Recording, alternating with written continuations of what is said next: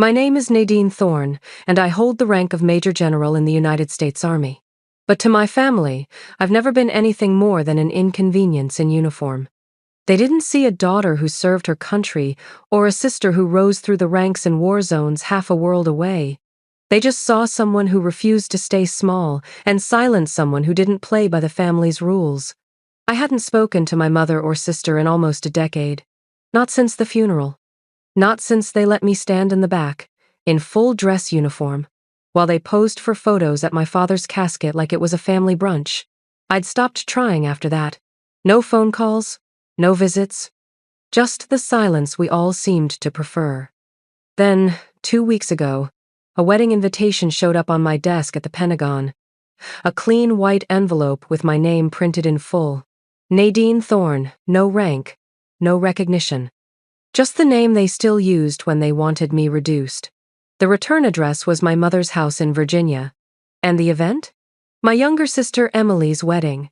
She was marrying a man named Gavin Rowe. That name alone made me freeze. Captain Gavin Rowe. A soldier I once pulled out of a collapsed safe house in Syria. I'd dragged him through burning rubble with shrapnel in my leg and smoke clawing at my lungs. I still have the scar. I stared at the envelope for a long time. My aide thought it was a joke. The others in my office didn't know what to say. But what got me wasn't the invitation, it was the handwritten note tucked inside, penned in my mother's immaculate script. Please behave. That was all it said.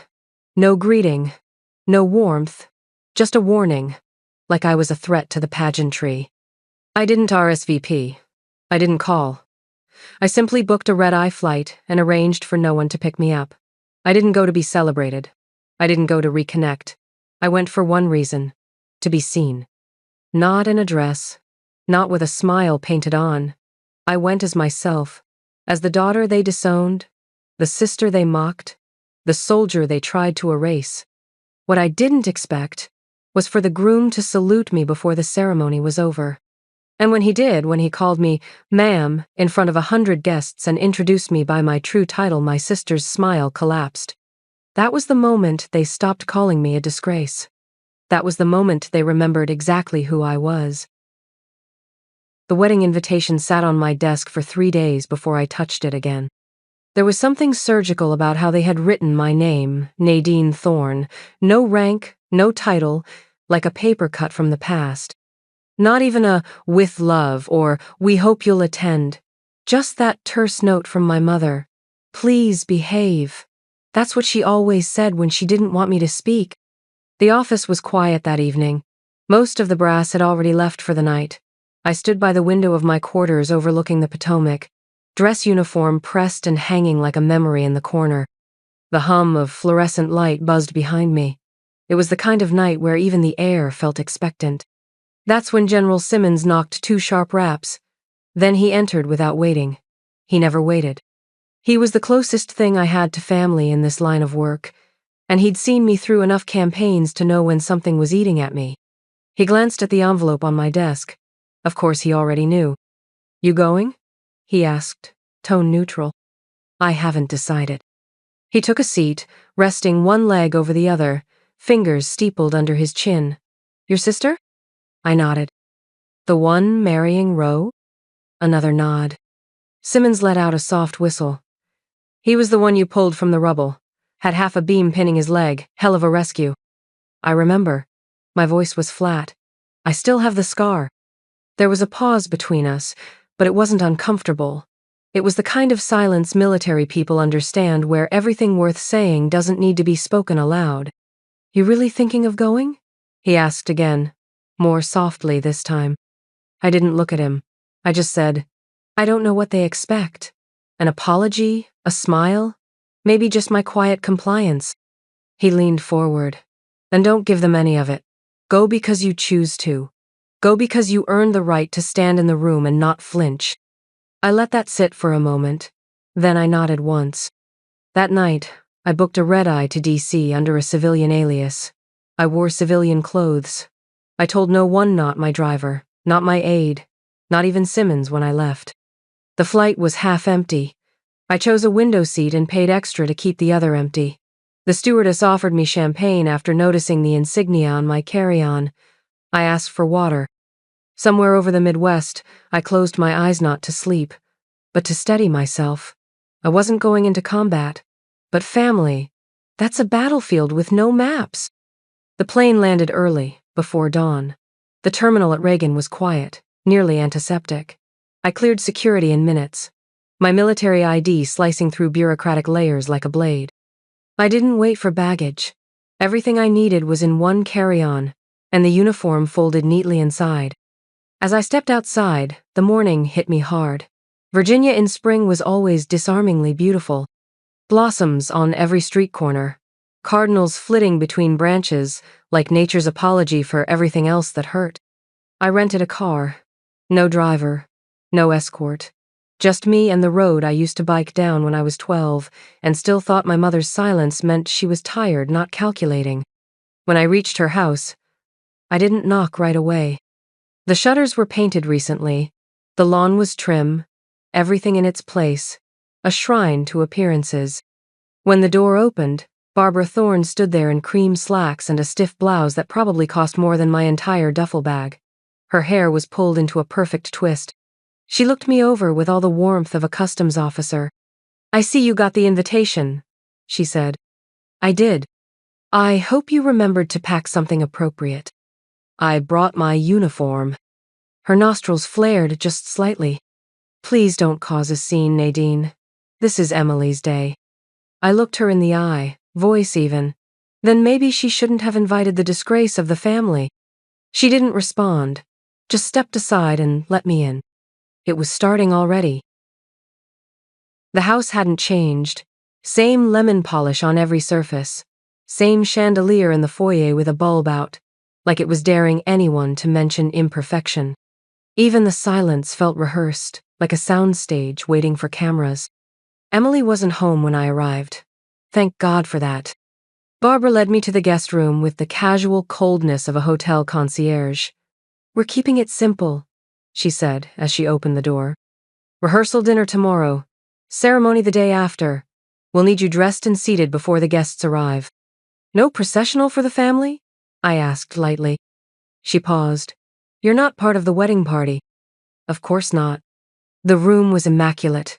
Beige carpet, white linens, a single hydrangea on the nightstand like a peace offering that hadn't been agreed upon. I placed my duffel on the floor, hung the uniform still in its garment bag, and didn't bother unpacking. I wouldn't be staying long. That evening, the rehearsal dinner took place at a private country club overlooking the Potomac. It was the kind of place where smiles were manicured, and every table had name cards printed in elegant cursive. Mine simply said, N. Thorne. No rank, no title, not even Ms., just the initial. It sat at the far end of the table, near the server's entrance, where the draft from the kitchen kept the air moving and the wine rarely reached. I pulled out the chair and sat quietly. The room buzzed with light conversation. My mother hovered like a stage director, adjusting napkins and wine glasses. Emily walked in 15 minutes late, dressed in ivory silk, glowing like she'd swallowed every spotlight in D.C. She barely looked in my direction before greeting our uncle with a squeal and a laugh that landed like a slap. They toasted her with sparkling rosé. "To family," someone said. "To Emily and Gavin," said someone else. "To new beginnings," Barbara added, her eyes flicking toward me but never landing. No one mentioned me. No one said, "Welcome back, Nadine." No one asked what I'd been doing for the last 9 years. The only acknowledgement came from a retired colonel seated 2 spots from Barbara. He squinted at me, tilting his head. "You look familiar," he murmured. Barbara leaned in quickly. "Nadine's doing security consulting now, overseas, lots of travel." "Security?" he asked, eyebrows raised. Emily chimed in, grinning. "She guards important doors. We think—" The table chuckled.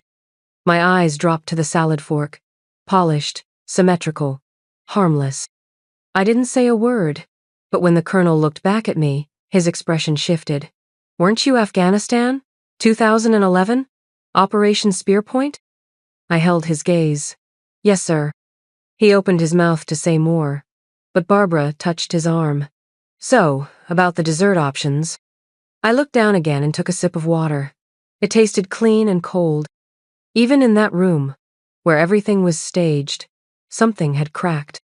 They didn't say it yet, but they were beginning to remember.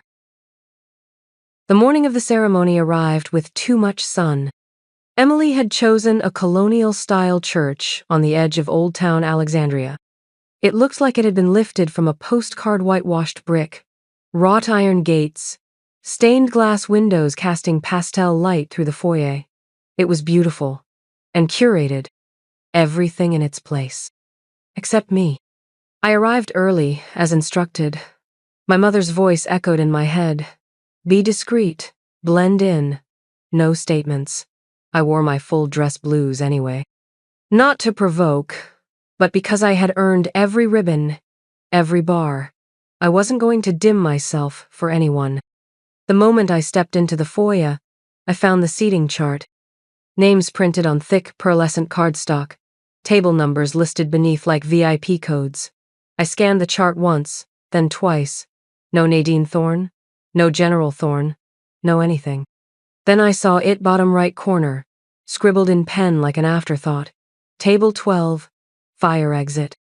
I almost laughed. It was so on brand I could have framed it. Barbara breezed past me moments later, a blur of beige chiffon and forced warmth. You're at 12, she said, not breaking stride. It's quieter, for everyone's sake. I didn't reply. I walked into the sanctuary and took my place near the back. The pews filled slowly, all chatter and perfume and pearls. Bridesmaids fluttered. Cameramen snapped, posed candids. Gavin stood at the altar, polished and unreadable. Our eyes met. For a moment, I thought I saw something flicker recognition. Maybe regret, but it passed too quickly to catch. Emily made her entrance with the theatrical grace of a woman who'd been practicing for this her entire life.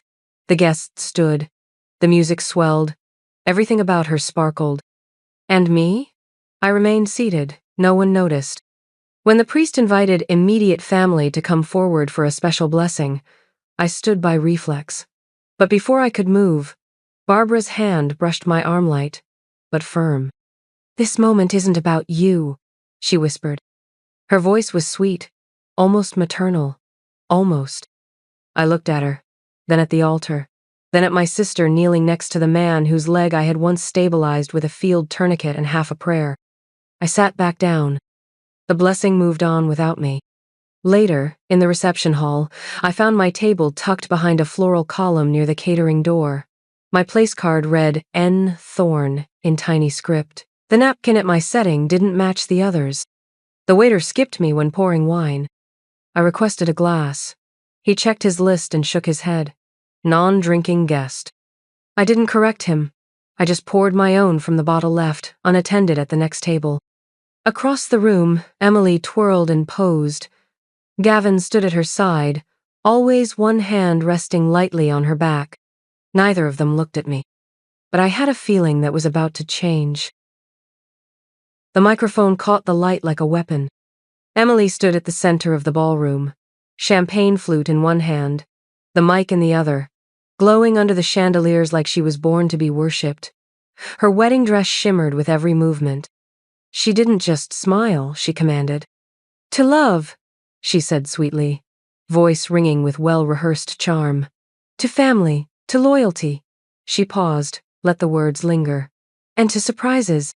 There was laughter, light and polite, until she turned toward my table. Even my big sister made it, she said, lifting her glass. All the way from wherever she's stationed now. Still guarding those mysterious doors, I suppose. A few chuckles scattered across the room. Emily's smile widened. Let's give a round of applause for the quiet sentinel in our lives.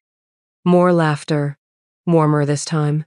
Some uncomfortable glances, but no one stopped her.